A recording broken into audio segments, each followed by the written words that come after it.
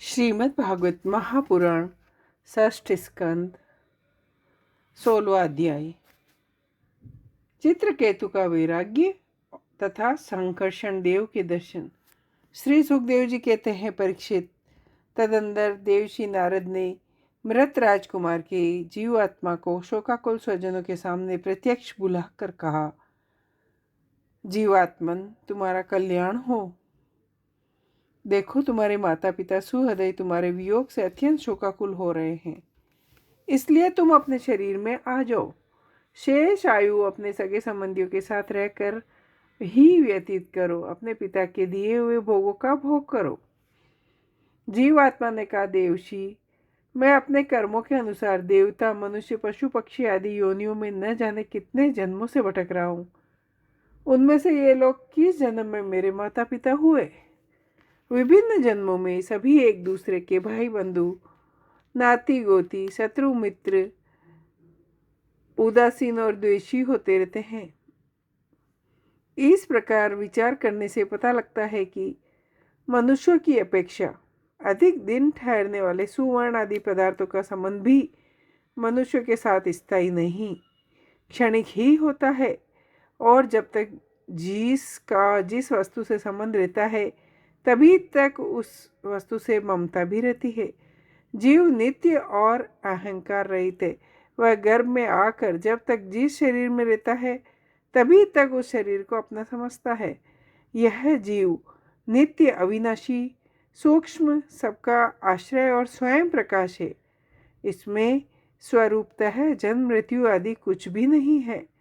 फिर भी यह ईश्वरीय रूप होने के कारण अपनी माया के गुणों से ही अपने आप को विश्व के रूप में प्रकट कर देता है। इसका न तो कोई अत्यंत प्रिय है और न अप्रिय, न अपना और न पराया, क्योंकि गुण दोष करने वाले मित्र, शत्रु आदि की भिन्न भिन्न बुद्धिवृत्तियों का यह अकेला ही साक्षी है। वास्तव में यह अद्वितीय है। यह आत्मा कार्य कारण का साक्षी और स्वतंत्र है। इसलिए यह शरीर आदि के गुण दोष या कर्म फल को ग्रहण नहीं करता, सदा उदासीन भाव से स्थित रहता है। श्री सुखदेव जी कहते हैं, वह जीव आत्मा इस प्रकार कह कर चला गया। उसके सगे संबंधी उसकी बात सुनकर अत्यंत विस्मित हुए। उनका स्नेह बंधन कट गया।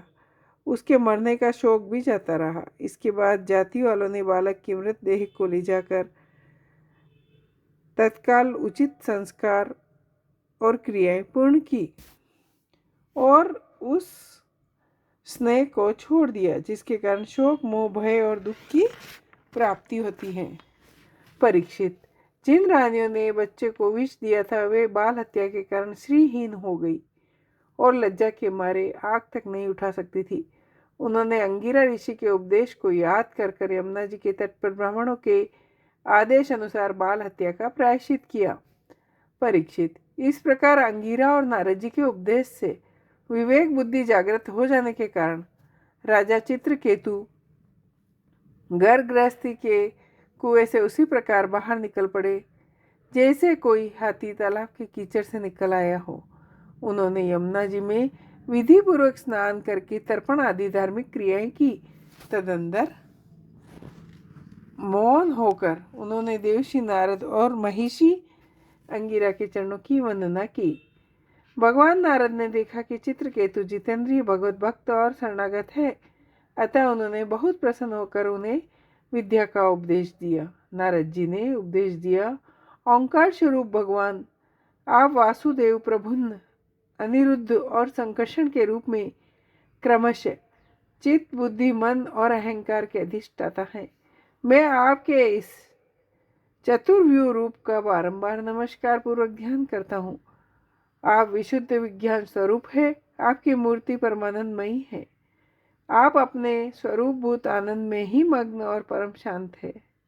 मैं आपको नमस्कार करता हूँ। अपने स्वरूपभूत आनंद की अनुभूति से आपने माया जनित राग द्वेष दोषों का तिरस्कार कर रखा है। मैं आपको नमस्कार करता हूँ। मन सहित वाणी आप तक न पहुंचकर बीच से ही लौट आती है। उसके उपरंत हो जाने पर जो अद्वितीय नाम रूप रहित चेतनामय और कार्य कारण से परे की वस्तु रह जाती है, वह हमारी रक्षा करे। यह कार्य कारण रूप जगत जिनसे उत्पन्न होता है, जिसमें स्थित है, जिसमें लीन होता है तथा जो मिट्टी की वस्तु है व्याप्त मृतिका के समान है, उन पर ब्रह्म स्वरूप आपको मैं नमस्कार करता हूँ। यद्यपि आप आकाश के समान बाहर भीतर से एक रस है, तथापि आपको मन बुद्धि और ज्ञानेन्द्रिया अपनी ज्ञान शक्ति से नहीं जान सकती, और प्राण तथा कर्मेंद्रिया अपनी क्रिया रूप शक्ति से स्पर्श नहीं कर सकती। मैं आपको नमस्कार करता हूँ। शरीर, इंद्रिय, प्राण, मन, बुद्धि जागृत तथा स्वप्न अवस्थाओं में आपके चैतन्य शून्य से युक्त हो अपना ही काम करते हैं। मैं आपको नमस्कार करता हूँ। ओंकार स्वरूप महाप्रभावशाली महाविभूतिपति भगवान महापुरुष को नमस्कार है। श्रेष्ठ भक्तों का समुदाय अपने कर कमलों की कलियों से आपके युगल चरण कमलों में की सेवा में संलग्न रहता है। प्रभु, आप ही सर्वश्रेष्ठ है। मैं आपको बारंबार नमस्कार करता हूँ। श्री सुखदेव जी कहते हैं, परीक्षित, देवशी नारद अपने शरणागत भक्त चित्रकेतु को इस विद्या का उपदेश करके महिषी अंगिरा के साथ ब्रह्मलोक को चले गए। राजा चित्रकेतु ने देवशी नारद के द्वारा उपदिष्ट विद्या का उनके आज्ञा अनुसार 7 दिन तक केवल जल पीकर बड़ी एकाग्रता के साथ अनुष्ठान किया। तदंतर उस विद्या के अनुष्ठान से 7 रात के पश्चात राजा चित्रकेतु को विद्याधरों का अखंड अधिपत्य प्राप्त हुआ। उसके बाद कुछ ही दिनों में इस विद्या के प्रभाव से उनका मन और भी शुद्ध हो गया। अब वे देवाधिदेव भगवान शेष जी के चरणों के समीप पहुंच गए। उन्होंने देखा भगवान शेष जी सिद्धेश्वरों के मंडल में विराजमान है। उनका शरीर कमल नाल के समान गौर वर्ण है।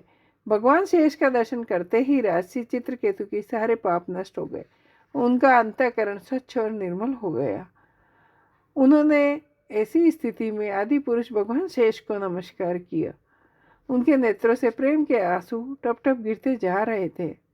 थोड़ी देर बाद उन्हें बोलने की कुछ शक्ति प्राप्त हुई। उन्होंने विवेक बुद्धि से मन को समाहित किया और उन जगत गुरु की, जिनके स्वरूप का 5 रात आदि भक्ति शास्त्रों में वर्णन किया, स्तुति की। चित्रकेतु ने कहा, अजीत जितेंद्रिय एवं समदर्शी साधुओं ने आपको जीत लिया है। आपने भी अपने सौंदर्य आदि गुणों से उनको अपने वश में कर लिया है। आप धन्य हैं, क्योंकि आप जो निष्काम भाव से आपका भजन करते हैं, उन्हें करना पर वश होकर अपने आप को भी दे डालते हैं। भगवान, जगत की उत्पत्ति, स्थिति और प्रलय आपके लीला विलास है। विश्व निर्माता ब्रह्मा आदि आपके अंश के भी अंश है। नन्हे नन्हे परमाणु से लेकर बड़े से बड़े महत्व पर्यंत संपूर्ण वस्तुओं के आदि अंत और मध्य में आप ही विराजमान है। यह ब्रह्मांड कोश जो पृथ्वी आदि से 7 आवरणों से गिरा हुआ है, उसकी सीमा का भी पता नहीं, इसलिए आप अनंत हैं। परमात्मन, आप ज्ञान स्वरूप और निर्गुण है। हे अजीत, जिस समय आपने विशुद्ध भगवत धर्म का उपदेश किया था, उसी समय आपने सबको जीत लिया, क्योंकि अपने पास कुछ भी संग्रह परिग्रह न रखने वाले, किसी भी वस्तु में अहंता ममता न रखने वाले आत्माराम संकादि परमेशी भी परम साम्य और मोक्ष प्राप्त करने के लिए उसी भागवत धर्म का आश्रय लेते हैं। वह भागवत धर्म इतना शुद्ध है कि उसमें सकाम धर्मों के समान मनुष्य की वह विषम बुद्धि नहीं होती। यह मैं हूँ, यह मेरा है, यह तू है और यह तेरा है। इसके विपरीत जिस धर्म के मूल में विषमता का बीज बो दिया जाता है, वह तो अशुद्ध, नाशवान और अधर्म बहुल होता है। सकाम धर्म अपना और दूसरों का भी अहित करने वाला होता है। भगवान, आपने जिस दृष्टि से भागवत धर्म का निरूपण किया है, वह कभी परमार्थ से विचलित नहीं होता। भगवान, आपके दर्शन मात्र से मनुष्यों के सारे पाप क्षीण हो जाते हैं। भगवान, इस समय आपके दर्शन मात्र से ही मेरे अंतःकरण का सारा मल धुल गया है। सो ठीक ही है, क्योंकि आपके अत्यंत प्रेमी भक्त देवशी नारद जी ने जो कुछ कहा वह मिथ्या कैसे हो सकता है। हे अनंत, आप संपूर्ण जगत के आत्मा है, अतएव संसार में प्राणी जो कुछ करते हैं वह सब आप ही जानते हैं। भगवान, आप ही अध्यक्षता में सारे जगत की उत्पत्ति, स्थिति और प्रलय है। मैं आपको नमस्कार करता हूँ। आपकी चेष्टा से शक्ति प्राप्त करके ही ब्रह्मा आदि चेष्टा करने में समर्थ होते हैं। मैं आप सहर्ष शीर्षा भगवान को बारंबार नमस्कार करता हूँ। श्री सुखदेव जी कहते हैं, परीक्षित, जब विद्याधरों के अधिपति चित्रकेतु ने अनंत भगवान की इस प्रकार स्तुति की, तब उन्होंने प्रसन्न होकर कहा, चित्रकेतु, देवशी नारद और महिषी अंगिरा ने तुम्हें मेरे संबंध में जिस विद्या का उपदेश दिया, उससे और मेरे दर्शन से तुम भलीभांति सिद्ध हो गए हो। मैं ही समस्त प्राणियों के रूप में हूँ, मैं ही उनकी आत्मा और मैं ही पालन करता हूँ। आत्मा कार्य कारणात्मक जगत में व्याप्त है। जैसे स्वप्न में सोया हुआ पुरुष स्वप्नांतर होने पर संपूर्ण जगत को अपने में ही देखता है तथा अपने को ही संसार के एक कोने में स्थित देखता है, परंतु वास्तव में वह स्वप्न ही है। सोया हुआ पुरुष जिसकी सहायता से अपनी निद्रा और उसके अतीन्द्रिय सुख का अनुभव करता है, वह ब्रह्म में ही हूँ। पुरुष निद्रा और जागृति इन दोनों अवस्थाओं का अनुभव करने वाला है। वह उन अवस्थाओं के अनुगत होने पर भी वास्तव में उनसे पृथक है। वह सब अवस्था में रहने वाला अखंड एक रस ज्ञान ही ब्रह्म है, वही पर ब्रह्म है। जब जीव मेरे स्वरूप को भूल जाता है, तब वह अपने को अलग मान बैठता है। इसी से उसे संसार के चक्कर में पड़ना पड़ता है और जन्म पर जन्म, मृत्यु पर मृत्यु प्राप्त होती है।